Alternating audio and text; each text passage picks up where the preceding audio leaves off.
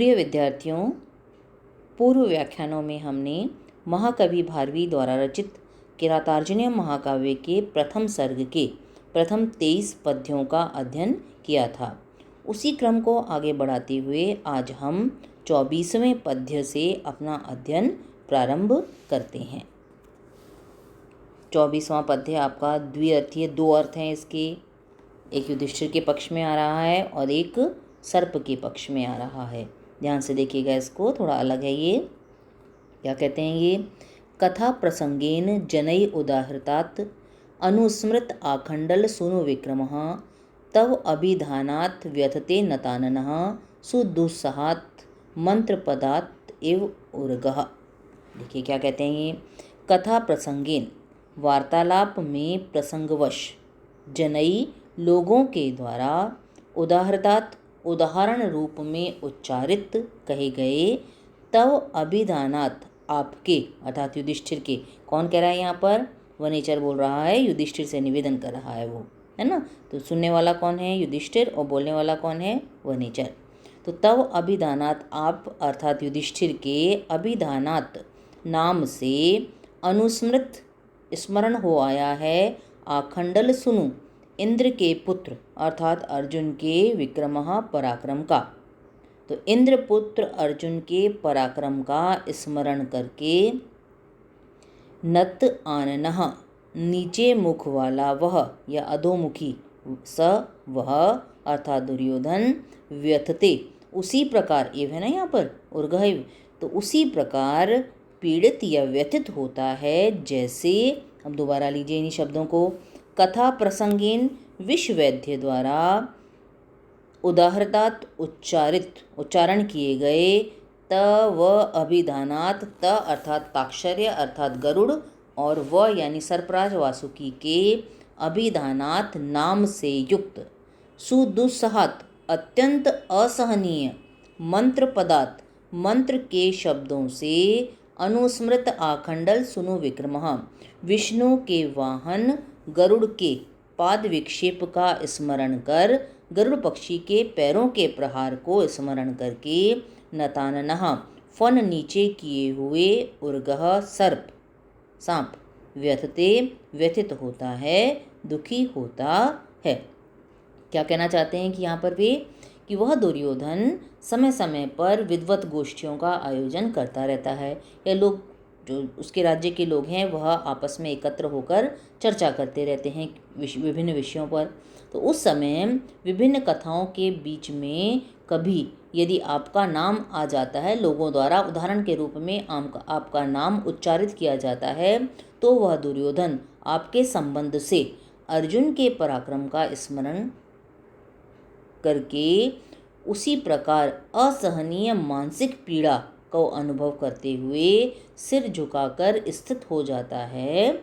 जिस प्रकार विश्ववैद्यों द्वारा, जो अच्छे विश्ववैद्य होते हैं, उनके द्वारा मंत्रोच्चारण करने पर, उस मंत्र के अंतर्गत जब गरुड़ और वासुकी, है ना, त से ले रहे हैं यहाँ पर तार्क्ष्य यानी गरुड़ के लिए, और व से वासुकी सर्पराज के लिए।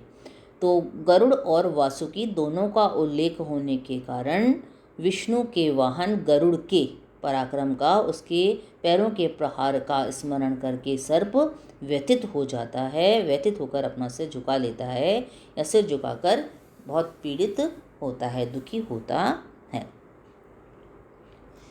कुल मिलाकर कहना क्या चाहते हैं यहाँ पर कि आपके पराक्रम से, वह आपके पराक्रम का स्मरण करके, आपके और आपके भ्राता अर्जुन के पराक्रम का स्मरण करके वह दुर्योधन बहुत दुखी हो जाता है।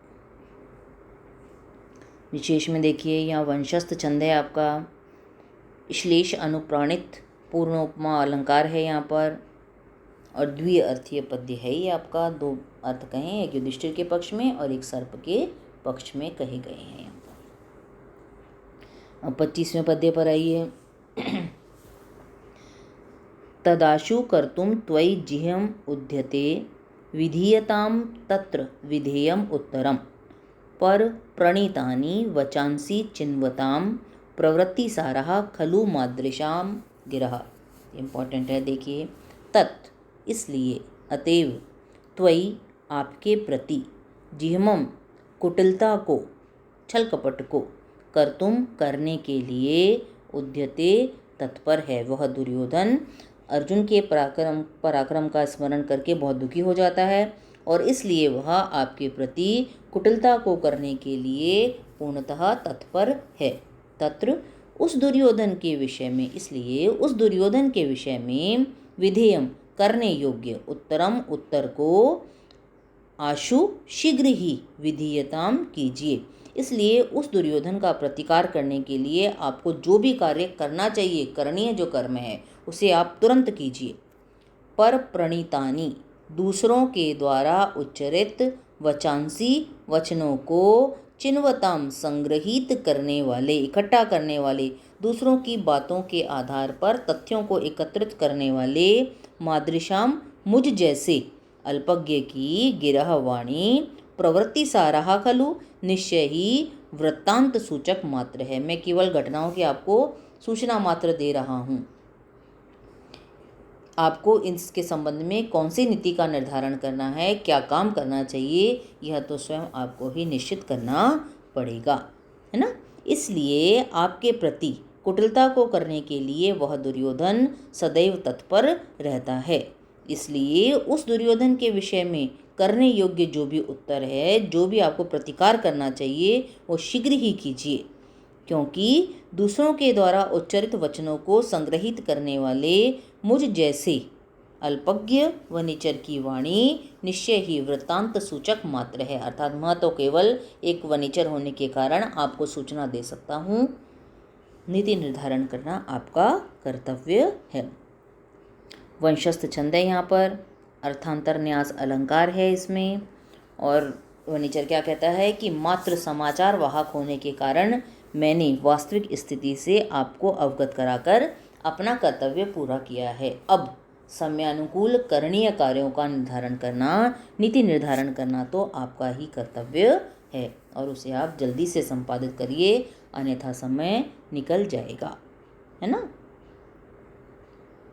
कुल मिलाकर क्या हुआ कि वो क्या कहता है कि इसलिए फलितार्थ यह है कि इसका फलितार्थ या इसका अर्थ जो कहना चाहते हैं वो ये है कि आपके प्रति सदैव कुटिलता का व्यवहार करने के लिए कटिबद्ध धूर्त दुर्योधन के प्रति शीघ्र ही आप मुंहतोड़ जवाब देने की व्यवस्था कीजिए, क्योंकि दूसरों द्वारा उच्चरित वचनों का मात्र संग्रह करने वाली मेरी वाणी केवल वार्ताहरण का कार्य कर सकती है। वार्ता को लाने का वार्ता को लाने का काम कर सकती है। नीति निर्धारण में मैं आपकी कोई सहायता नहीं कर सकता, वह तो आपको ही करना पड़ेगा। अब 26वें पद्य पर आइए, देखिए क्या कहते हैं।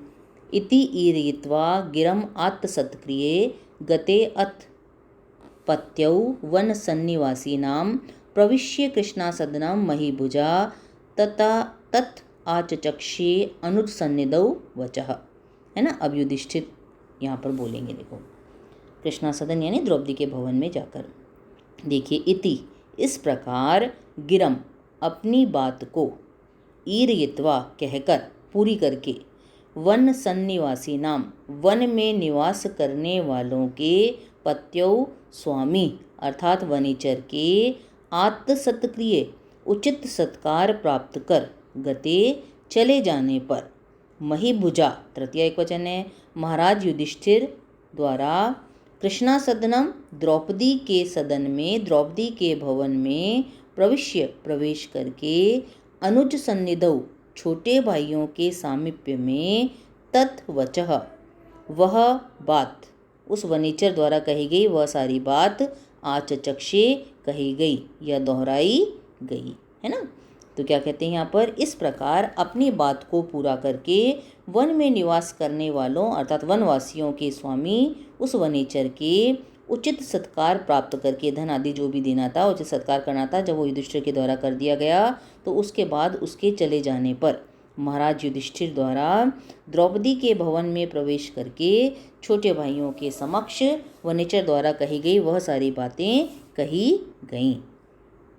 ठीक है। अब इसमें विशेष में आप लिख सकते हैं वंशस्थ छंद है यहाँ पर। और युधिष्ठिर अब बोलना प्रारंभ करते हैं। ये थोड़ा सा बोला है उन्होंने, जो भी सारी बातें वो निवेदन की हैं।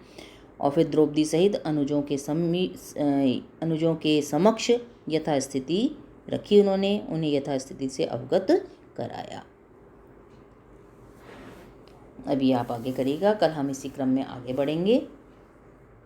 तब तक के लिए आप इसका अध्ययन करिए।